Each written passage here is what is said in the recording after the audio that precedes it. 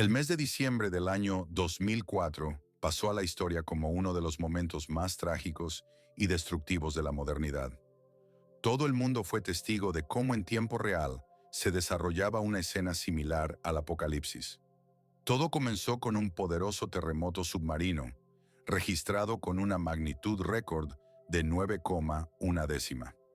Este evento, uno de los más fuertes en toda la historia de observación de la corteza terrestre, ocurrió frente a las costas de la isla de Sumatra, desplazando y moviendo gigantescas placas tectónicas. En el momento del temblor, se liberó una energía colosal, comparable a la explosión de 23.000 bombas atómicas lanzadas sobre Hiroshima. Esta energía no solo provocó un terremoto, creó un monstruo aterrador, un gigantesco tsunami que instantáneamente se convirtió en una ola mortal. La pared de agua alcanzó una altura de 30 metros, avanzando por el Océano Índico a una velocidad comparable a la de un avión a reacción. En cuestión de minutos, llegó a las costas de 14 países, arrasando todo a su paso. Resorts, aldeas, ciudades, todo fue borrado de la faz de la tierra, como si un gigante borrador hubiera pasado por encima. En Indonesia, Tailandia, Sri Lanka e India, se desató un auténtico apocalipsis. El agua arrasaba edificios, convirtiéndolos en escombros y polvo, y se llevaba la vida de cientos de miles de personas. Más de 230.000 vidas se perdieron en esta catástrofe natural. Fue una celebración del caos primitivo, cuando la fuerza bruta venció a la civilización moderna misma.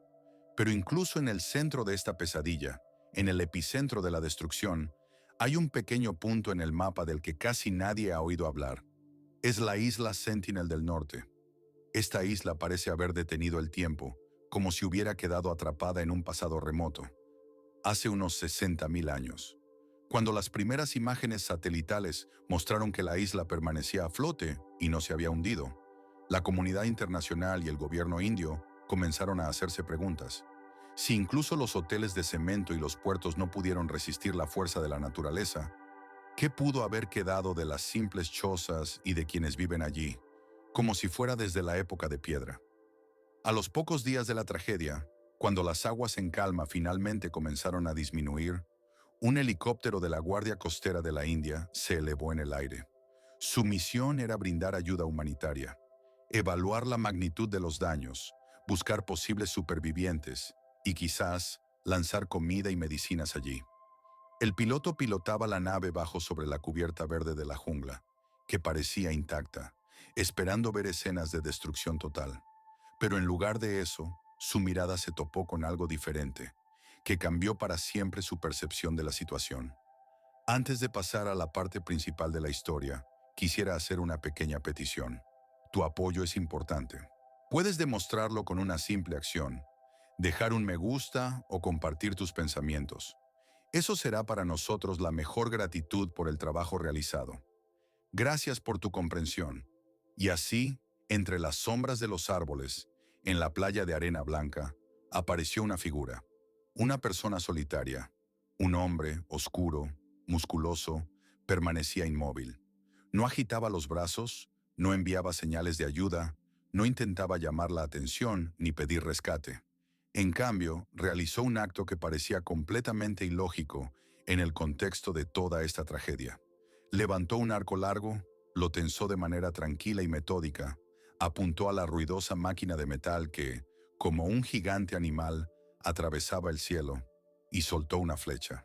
Este gesto, simple y casi primitivo, quedó registrado en una filmación y se difundió rápidamente en todos los medios de comunicación mundiales. No fue un acto de agresión irracional ni de furia ciega. La historia de ese único disparo es solo la primera página de un libro largo y complejo que narra uno de los misterios más enigmáticos y alarmantes de la actualidad. Se trata del secreto del último pueblo libre que vive en el planeta Tierra, un pueblo cuya existencia hoy en día provoca tanto admiración como temor. Para entender qué es realmente la isla Sentinel del Norte, no basta con imaginar su ubicación geográfica, sino también comprender su lugar en el tiempo, en épocas que han pasado millones de años. Esta isla forma parte del archipiélago de Andamán, una cadena de más de 300 islas dispersas en el Golfo de Bengala, entre India y Myanmar. Estas islas son cumbres de un antiguo sistema montañoso que alguna vez fue parte del Himalaya, una continuación de sus alturas y laderas. A lo largo de los siglos, estas tierras han sido un punto clave en las rutas comerciales marítimas, caminos por los que pasaban caravanas y barcos, conectando Oriente y Occidente. Fueron mencionadas en sus notas de viaje por Marco Polo y por comerciantes árabes, quienes describían con reverencia y superstición a sus habitantes, como caníbales crueles y feroces. Hoy en día, la mayoría de las islas han sido exploradas por el hombre, convertidas en destinos turísticos populares o en bases militares que sirven como puntos estratégicos. Sin embargo, la isla Sentinel del Norte sigue siendo una excepción, una anomalía única creada por la propia naturaleza. Tiene una superficie de apenas unos 59 kilómetros cuadrados, un poco menos que Manhattan, ese gran centro de la civilización mundial. Pero si Manhattan es una ciudad de cristal y acero, un centro nervioso moderno donde la vida bulle, Sentinel es todo lo contrario. Es un mundo horizontal, primitivo, casi inaccesible, cubierto por una densa y cerrada selva tropical, donde reina el silencio y un misterio ancestral. Desde el espacio parece una esmeralda engastada en una superficie de agua turquesa. Pero esa belleza es solo una máscara que oculta un peligro. Alrededor de la isla se extienden arrecifes de coral traicioneros, ocultos bajo la superficie del agua, como los dientes de un dragón listos para desgarrar cualquier barco que se atreva a acercarse demasiado. Estos arrecifes son la primera y más fuerte defensa natural de la isla, su fortaleza inexpugnable. Sin embargo, su verdadera protección son sus habitantes. Los centinelenses son personas para quienes su tierra y su modo de vida son sagrados. Su existencia representa un verdadero desafío a toda la cronología de la historia humana. Pertenecen a un grupo de pueblos conocidos como negritos, descendientes de las primeras oleadas migratorias de Homo sapiens desde África. Los estudios genéticos de sus parientes lejanos, que habitan en otros pueblos andamanenses, especialmente el análisis del ADN mitocondrial, transmitido por línea materna, han permitido rastrear su genealogía hasta las antiguas líneas de los haplogrupos M y N. Estas líneas se consideran algunas de las ramas genéticas no africanas más antiguas de la humanidad. Esto significa que sus antepasados abandonaron África hace aproximadamente 60.000 años, avanzando por la costa del sur de Asia y colonizando estas islas en una época en la que el nivel del mar mundial era mucho más bajo que en la actualidad, y el archipiélago probablemente formaba parte de un continente unido. Piénselo, hace 60.000 años. Mientras en Europa nuestros antepasados creaban las primeras pinturas rupestres en las cuevas de Chauvet y Lascaux, luchaban por sobrevivir durante la glaciación, estos pueblos ya habitaban esta isla. Sobrevivieron al último máximo glacial, cuando el nivel del mar era tan bajo que la Tierra conectaba estas islas con el continente. Luego llegó el calentamiento global, el nivel del agua subió y los separó del resto del mundo para siempre. A lo largo de estos miles de años, fueron testigos del nacimiento y caída de grandes civilizaciones: Sumeria, Egipto, Grecia y Roma. Vieron cómo surgían y desaparecían imperios, cómo cambiaban las religiones.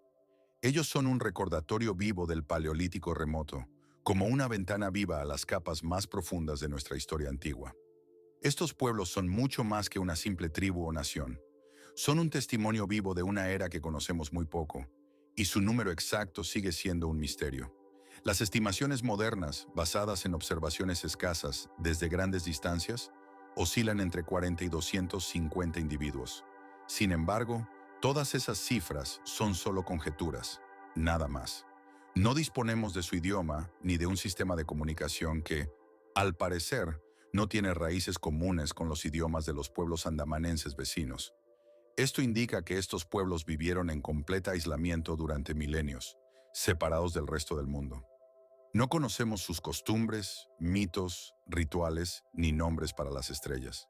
Lo único que podemos decir con certeza es que viven según su propio modo, puro e inmutable en su desarrollo, basado en la caza y la recolección de recursos naturales.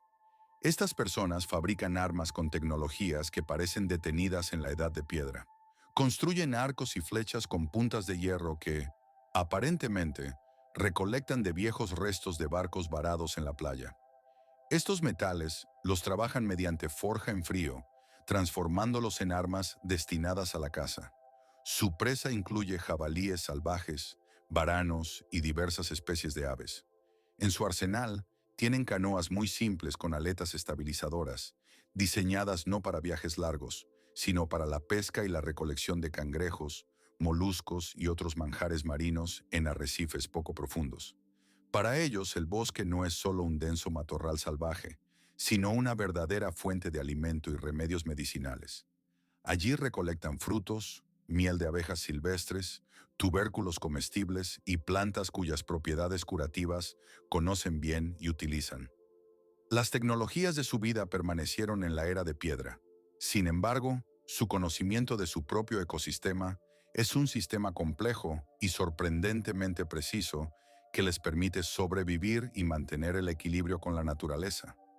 Lo más importante que podemos decir sobre ellos es que su deseo inquebrantable de permanecer en completa aislamiento vive en lo más profundo de su alma. Este deseo, esta obstinada xenofobia, no surgió de la nada. Fue forjado en el fuego de numerosos enfrentamientos trágicos con el mundo exterior, en conflictos sangrientos y enfrentamientos que dejaron profundas heridas en su memoria.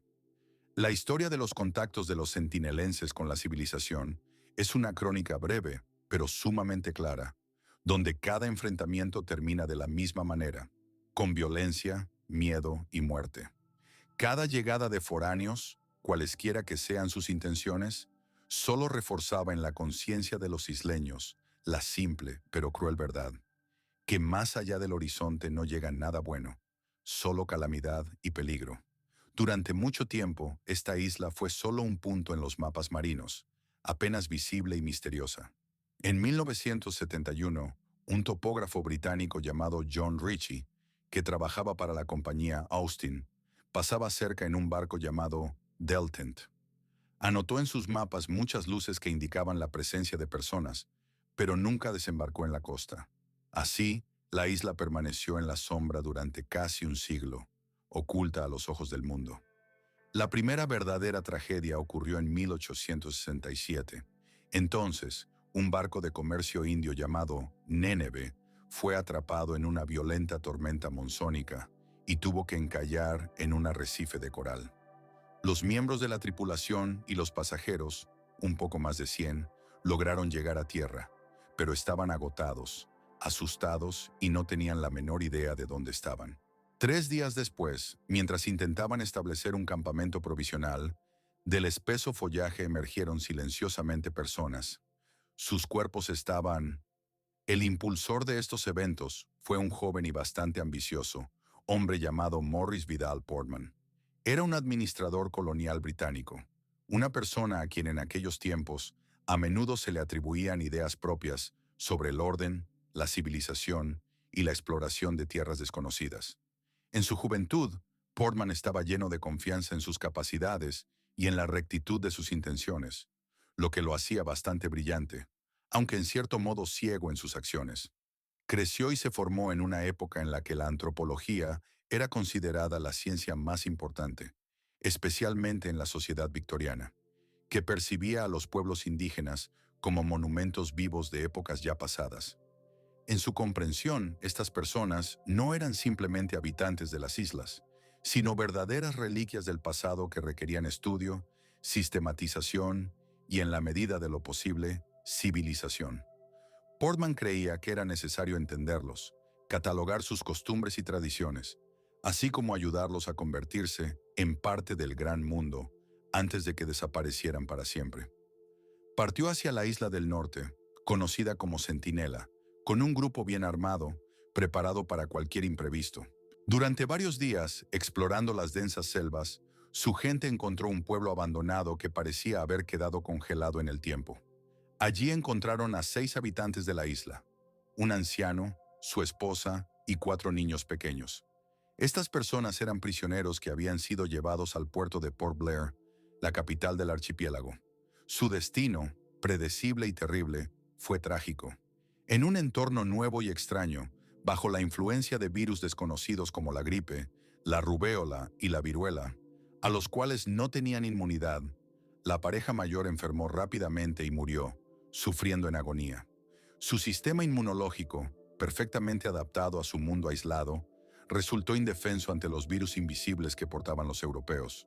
Tal vez Portman, al comprender la gravedad de su empresa, se dio cuenta de que había cometido un error terrible, pero, según sus propias palabras, no sintió culpa personal por lo ocurrido. Decidió devolver a los 4 niños restantes, llorando y asustados, a la isla.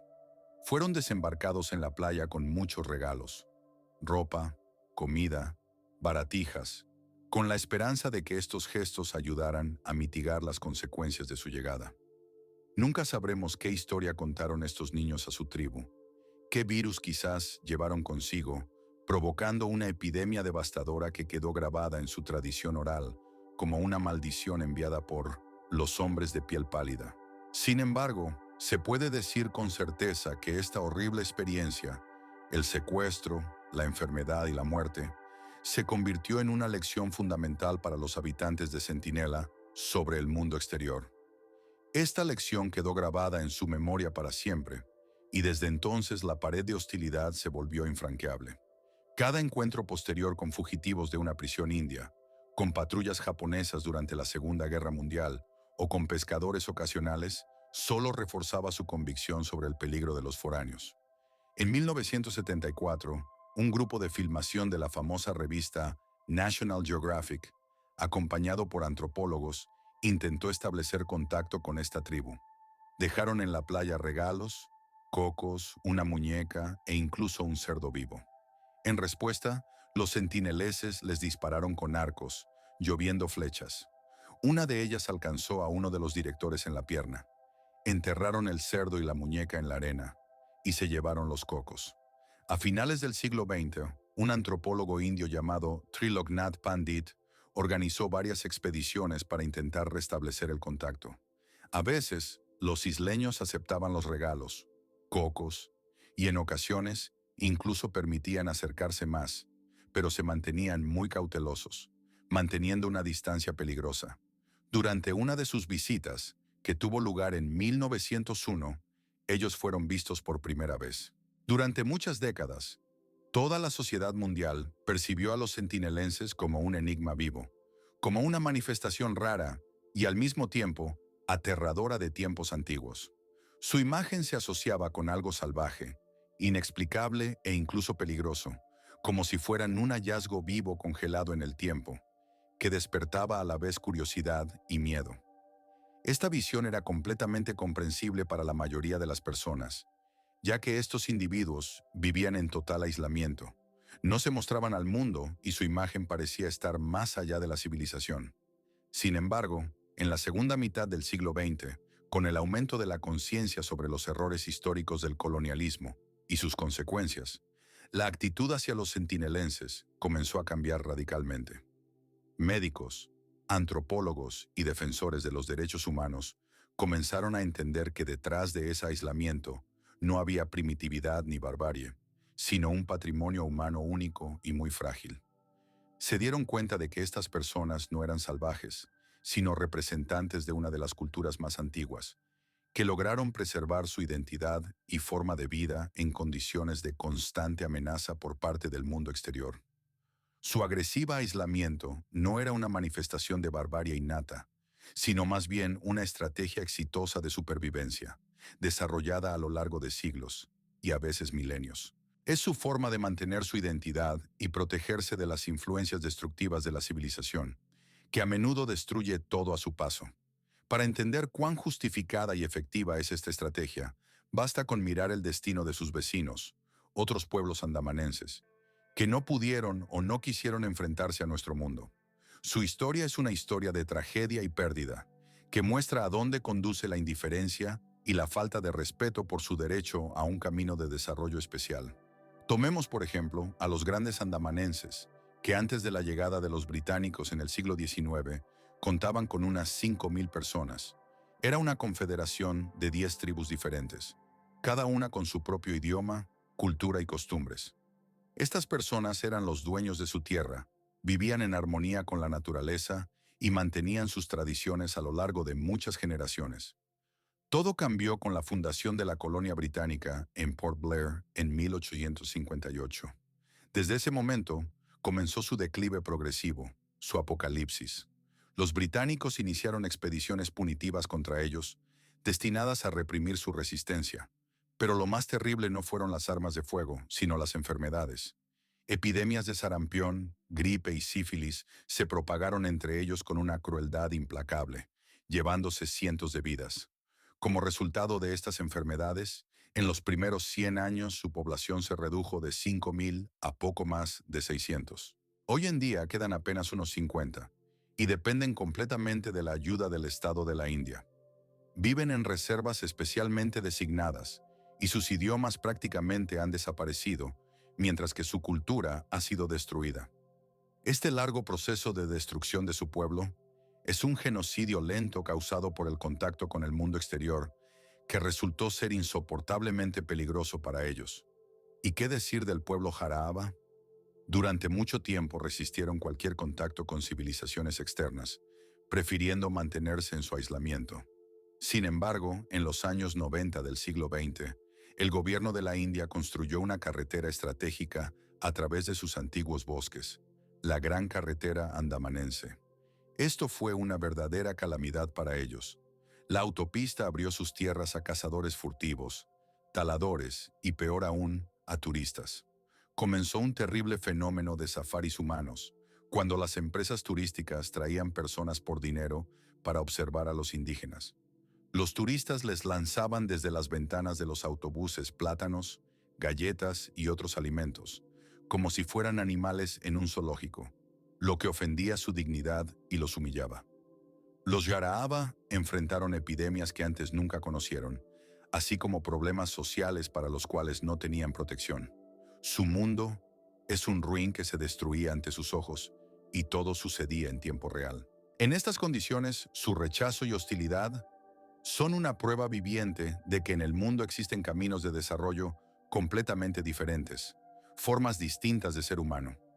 Su existencia nos obliga a mirar de nuevo no solo a ellos mismos, sino también a culturas enteras que han logrado mantener su conexión única con el entorno. Mientras la mayoría de las civilizaciones hace tiempo cambió la armonía con la naturaleza por la carrera por el progreso y el crecimiento tecnológico, estas personas han conservado una estrecha relación con su medio natural, lo que las hace verdaderamente sorprendentes. Para entender cómo logran sobrevivir y adaptarse en tales condiciones, hay que dejar temporalmente sus islas, fortalezas donde viven, y sumergirse en las aguas cristalinas del sudeste asiático, donde comienza su mundo asombroso. Justo en el archipiélago de Mie, frente a la costa de Jan Ma y Tailandia, vive el pueblo Moken, conocido como los gitanos del mar. Su vida está inseparablemente ligada al océano. La mayor parte del año pasan en sus tradicionales barcos de madera, cabangs, que son a la vez sus hogares y medios de transporte. Solo salen a tierra en la temporada de monzones, cuando el mar se calma y pueden regresar a tierra con seguridad. Para ellos, el océano no es una frontera, sino un hábitat natural donde se sienten como en casa. Pero lo más sorprendente y asombroso de ellos está oculto más allá del conocimiento superficial y las observaciones. En el siglo XXI, la científica sueca Anna Gislen, especializada en visión, hizo un descubrimiento asombroso que sacudió a la comunidad científica. Investigando las características de la visión de los niños Moken, descubrió algo increíble. Estos niños tienen la capacidad de ver bajo el agua con una claridad fenomenal, superando en aproximadamente el doble a la de los niños europeos. ¿Cómo lo logran? La respuesta está en que pueden cambiar arbitrariamente la forma del cristalino del ojo y reducir la pupila al mínimo. Como resultado, sus ojos se transforman en una especie de diafragma de cámara fotográfica, que les permite enfocar en el agua tan fácilmente como en el aire. Esta habilidad única les ayuda a recolectar del fondo marino pequeñas conchas, pepinos de mar y otros objetos comestibles que para las personas comunes serían simplemente manchas borrosas. Y todo esto no es una mutación innata, sino un sorprendente ejemplo de neuroplasticidad. la capacidad del cerebro y del cuerpo para adaptarse a las demandas del entorno. Esto demuestra que el organismo humano es capaz de transformaciones asombrosas si las condiciones son las adecuadas. Pero las capacidades de estas personas no terminan ahí. Al avanzar hacia el sur, en el triángulo de coral situado entre Filipinas, Malasia e Indonesia, vive el pueblo Bajau. Sus habilidades superan lo que se consideraba posible para un ser humano hace apenas unas décadas. Estas personas son verdaderos anfibios humanos. Su capacidad para contener la respiración alcanza hasta 13 minutos y sumergirse a más de 70 metros de profundidad sin equipo especializado es algo cotidiano para ellos. Su jornada laboral consiste en bucear en el fondo del mar, donde cazan con arpón, obteniendo alimento para sus familias y comunidades. ¿Cómo logran esto? La respuesta la encontraron los científicos, tras realizar una investigación a gran escala que causó un verdadero revuelo en el mundo académico. Un equipo internacional de especialistas dirigido por Melissa Hilardo publicó en 2018 los resultados de sus estudios en la prestigiosa revista Tratamiento Selectivo y Crónicas. Durante su trabajo, los científicos descubrieron que en la comunidad Bajau, el vaso es, en promedio, un 50% más grande en volumen que el de sus vecinos terrestres. Y esto no es casualidad. El vaso es un órgano que funciona como un escafandro biológico. Almacena una reserva de glóbulos rojos enriquecidos con oxígeno. Durante la inmersión, cuando el corazón desacelera su ritmo, el vaso se contrae, liberando en la sangre una reserva de oxígeno, lo que les permite permanecer mucho más tiempo bajo el agua. Este mecanismo es un dopaje de oxígeno natural que les da la capacidad de contener la respiración durante muchos minutos más. A lo largo de cientos e incluso miles de años, la humanidad ha coexistido en plena armonía con el mundo natural que la rodea en todas partes. Durante todo ese tiempo, las personas aprendieron a vivir en unidad con su entorno, respetando sus leyes y adaptándose a sus condiciones. Pero ahora, volvamos a un grupo único de personas, los centineleses. No podemos estudiar en detalle sus características fisiológicas ni su código genético, ya que viven en completo aislamiento del resto del mundo. Sin embargo, basándonos en su larga existencia en una pequeña isla rodeada por un océano infinito, podemos suponer con certeza que, en sus 60.000 años de existencia, en ese lugar apartado, han desarrollado mecanismos de adaptación sorprendentes y a veces asombrosos. Sus conocimientos sobre los bosques, el comportamiento de los animales, las plantas venenosas y medicinales no son solo conocimientos, sino una enciclopedia viva de supervivencia transmitida de generación en generación. Estos conocimientos se transmiten oralmente, de boca en boca, y ningún libro puede transmitirlos de manera tan completa y precisa. Su sistema inmunológico está perfectamente ajustado para luchar contra los patógenos de su propio mundo, en su isla. Pero, al mismo tiempo, es trágicamente indefenso ante las enfermedades extranjeras que traen las personas de otras partes del mundo. Su psicología, sus lazos sociales, su cosmovisión, todo esto está perfeccionado hasta la excelencia con un único propósito: vivir y prosperar en su pequeña y limitada tierra. El secreto de los centinelenses no radica en su primitividad, ni en su atraso o primitividad. Es más bien un secreto de su excepcional, hasta el límite, desarrollo de adaptación que les ha permitido sobrevivir en condiciones que parecen desesperadas. No quedaron atrapados en la edad de piedra. Al contrario, alcanzaron la cima de la evolución en sus condiciones, creando un equilibrio dinámico con la naturaleza en el que se sienten cómodos. Este estado de armonía con el entorno, algo que la civilización moderna, en su constante búsqueda de progreso y desarrollo, ha perdido hace tiempo. Es precisamente esta idea de la fragilidad de nuestro progreso, de que todo puede derrumbarse en un instante, lo que nos impulsa a realizar viajes mentales, cruzando océanos y continentes, para encontrarnos en una época completamente diferente y en otra parte del mundo. Así, nos transportamos a las húmedas y calurosas selvas de la costa mexicana, donde, medio siglo antes de la aparición de los faros y 25.000 años antes de la era azteca, floreció la primera gran civilización de Mesoamérica, los olmecas. Son justamente llamados la madre de las culturas, porque fueron ellos, como de la nada, quienes crearon las bases culturales y tecnológicas fundamentales sobre las cuales se desarrollaron todos los pueblos posteriores de la región. Los olmecas establecieron los primeros indicios de escritura jeroglífica, desarrollaron un calendario ritual complejo, inventaron el juego de pelota usando una pelota de caucho, construyeron pirámides y veneraron un panteón de dioses cuyas ideas fueron posteriormente heredadas por otras culturas. Sin embargo, hoy en día, solo quedan en ruinas cubiertas de selva y los artefactos más misteriosos e impresionantes de la época precolombina. Entre ellos, enormes cabezas de piedra que provocan una admiración y asombro genuinos. Imaginen la escena, mediados del siglo IX. Un granjero mexicano, trabajando en su campo, de repente se topa con una enorme roca cubierta de musgo y líquenes.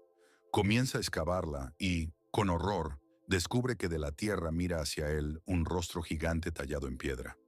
Este rostro tiene rasgos claramente africanos, labios gruesos, una nariz ancha y achatada, y un extraño casco que ajusta firmemente la cabeza.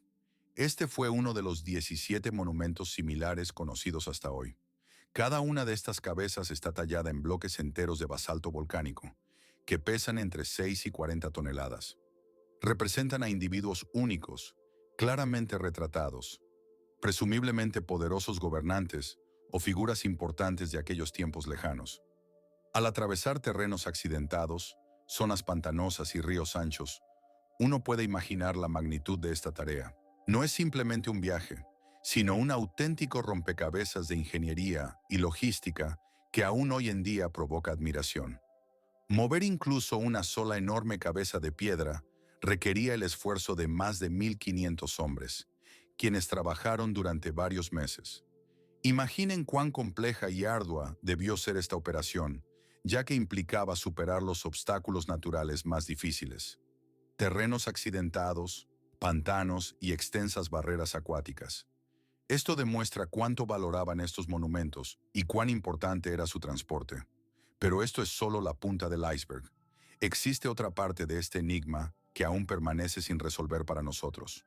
Los olmecas, pueblo que creó estas ciudades sorprendentes, no solo eran maestros en construcción e ingeniería, crearon complejos centros urbanos que contaban con todo lo necesario para una vida cómoda. Un sistema avanzado de abastecimiento de agua y alcantarillado. Estos sistemas estaban compuestos por canales de basalto cuidadosamente tratados y perfectamente ajustados entre sí, lo que evidenciaba la máxima maestría de sus artesanos. Eran escultores y artistas insuperables, que creaban figuras delicadas y hachas rituales de jade y serpentinita con una detallada perfección que aún asombra. El comercio era una parte fundamental de su vida. Intercambiaban obsidiana, cacao y otros bienes valiosos con pueblos que vivían a cientos de kilómetros de sus ciudades. Gracias a este intercambio, alcanzaron la cúspide de su poder e influencia. Todo parecía indestructible, y su civilización prosperaba. Pero luego, aproximadamente 400 años antes de nuestra era, todo cambió de repente. Sus grandes ciudades fueron abandonadas, su población desapareció, y de repente, también desapareció su cultura. Monumentos colosales, como enormes cabezas, altares macizos, plataformas de trono y muros de piedra, fueron deliberadamente destruidos o mutilados. Muchos de ellos fueron rotos y partes enterradas en la tierra en rituales. La pregunta que aún inquieta a los científicos es, ¿por qué hicieron esto? ¿Qué los llevó a destruir los símbolos de su propio poder? ¿Por qué estos grandes ciudades y monumentos fueron abandonados? ¿Hubo causas internas, una revolución campesina, una rebelión contra gobernantes despóticos o conflictos dinásticos internos? ¿O quizás todo estuvo relacionado con factores externos? Cambios climáticos, erupciones volcánicas que pudieron alterar los cauces de los ríos, cubrir los campos fértiles con ceniza y hacer que la tierra fuera inhabitable. Estas hipótesis parecen plausibles, pero no tenemos una respuesta definitiva. Los olmecas no dejaron fuentes escritas que puedan arrojar luz sobre su destino y las razones de su desaparición. Todo lo que podemos ver hoy son sus rostros y figuras de piedra, mirando en silencio desde las profundidades de los siglos, como un recordatorio eterno de la fugacidad de la grandeza humana. La lección que nos dejan los olmecas es que incluso la civilización más compleja y centralizada, con su arquitectura monumental, comercio avanzado y poder centralizado, no garantiza la longevidad. Puede colapsar bajo el peso de problemas internos o por una catástrofe natural repentina, dejando solo enigmas y ruinas a su paso. Y ahora, intentemos compararlo con otra cultura antigua, los centineles. Estas personas vivieron en la Tierra durante más de 60.000 años sin cambios notables. No tenían megalitos, ni ciudades centralizadas, ni escritura. Su sistema era simple, flexible y basado en la igualdad. Vivían en armonía con su entorno, sin buscar poder, sin construir monumentos ni crear redes comerciales complejas. Su modo de vida resultó ser extremadamente resistente. ¿Cuál de ellos, en última instancia, fue más exitoso desde el punto de vista evolutivo?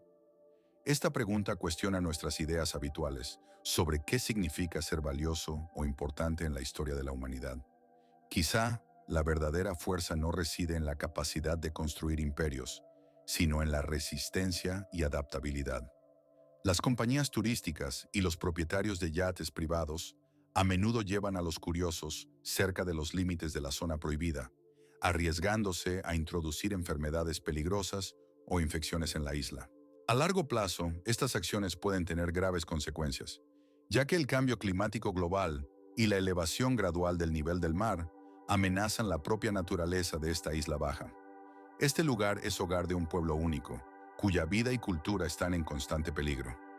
La trágica historia ocurrida en noviembre de 1888 fue una confirmación brutal y vívida de este conflicto entre dos mundos, el moderno y el tradicional. En el centro de esta historia está un joven misionero estadounidense llamado John Allen Shaw, quien, guiado por su vocación religiosa, decidió dirigirse al último pueblo no contactado y aún no contaminado por el Satanás que vive en esta isla. Él entendía perfectamente que sus acciones eran ilegales y muy peligrosas para su vida, pero aún así decidió arriesgarse. Pagó a pescadores locales para que lo llevaran en secreto a la isla bajo la cubierta de la noche, con la esperanza de que su misión tuviera éxito. El primer intento de desembarco terminó con su encuentro con flechas. Los severos guardianes del pueblo, los centineles, no le permitieron acercarse. Una de esas flechas atravesó su Biblia impermeable, lo que podría interpretarse como una señal de su audaz y peligrosa valentía. A pesar de ello, no se rindió y continuó intentando. En su diario, que luego fue encontrado por los pescadores, escribió: «Señor, ¿es esta isla del diablo? No quiero morir». Su fe en el poder divino y su convicción de que su causa era justa fueron más fuertes que el miedo a la muerte. Decidió regresar y volver a intentar alcanzar su objetivo.